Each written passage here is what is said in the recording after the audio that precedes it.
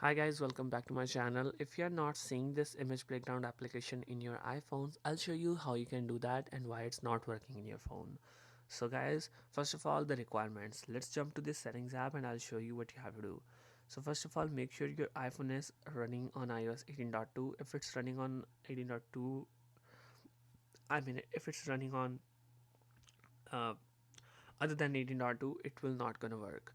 So make sure you update your iPhone on 18.2 at least to get this feature, because Apple AI image playground supports only iOS 18.2. So after doing that, make sure to jump to the general section, and here in the region, language and region, make sure you change your language to US, and also change your change your region to US, and change your Siri language to English US. Now you will be able to see Apple Intelligence and Siri. If you're not getting Apple Intelligence and Siri in your phone, that means your phone is not supported with this app. You have to get the latest phone to get the uh, image playground app, or to use Apple AI features.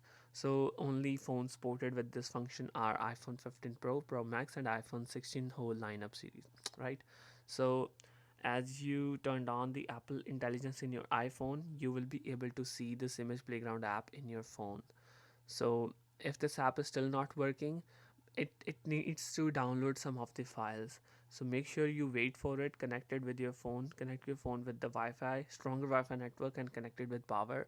As it download complete, it will start running your whatever you command it, right?